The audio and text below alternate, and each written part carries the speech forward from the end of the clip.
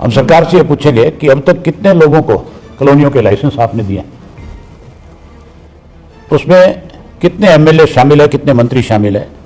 MLA और मंत्री ने डायरेक्ट अपने नाम से लेने की बजाय अपने परिवार के सदस्यों के नाम से ले।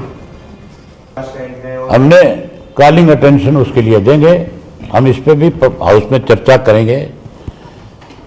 आप पर्ची और खर्ची की बात करते हैं कि बिना पर्ची और बिना खर्ची की सरकार है। खेमका जब एसीएस था इस डिपार्टमेंट में आपके वेयर हाउसिंग का, तो उसने 100 और कुछ लोगों की भर्ती करी थी बिना किसी नोटिस के बिना, और वो सारी भर्ती जो है खर्ची के साथ हुई थी, पर्ची के साथ हुई थी। उसके ऊपर कोर्ट ने सरकार की तरफ से यह पूछा कि आप इस पे क्या कहना चाहते हैं, भर्ती ठीक है या गलत है। बिना कोई एडवर्टाइजमेंट के बिना, बिना किसी नोटिस के बिना कोई भी अगर भर्ती की जाती है तो सरकार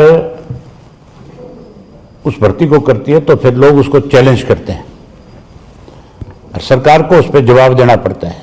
सरकार ने कोई जवाब देने की बजाय चुप होगी, साइलेंट होगी, खेमका को बचाने के लिए और अपने आप को बचाने के लिए।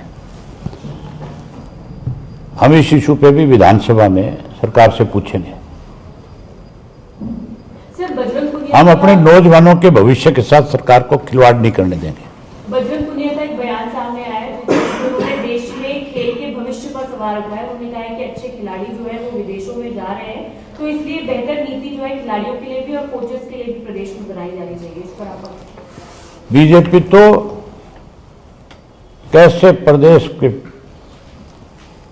लोगों को लूटा जाए, कैसे सरकार के पैसे को लूटा जाए, इसकी नीति बनाने का काम करती है।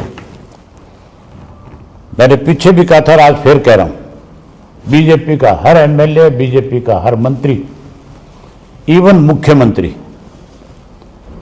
सब जो है कॉलोनाइजर हैं, कॉलोनियां काटने में लगे हुए हैं, लाइसेंस लेने में लगे हुए हैं।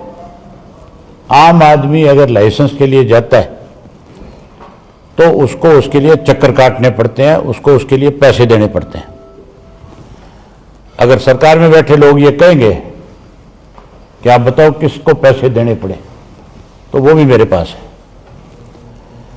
हम सरकार से ये पूछेंगे कि अब तक कितने लोगों को कॉलोनियों के लाइसेंस आपने दिए,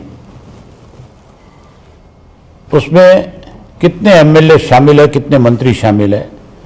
एमएलए और मंत्री ने डायरेक्ट अपने नाम से लेने की बजाय अपने परिवार के सदस्यों के नाम से ले। ये तो केवल कॉलोनियां काटने में लगे हैं, पैसा इकट्ठा करने में लगे हुए।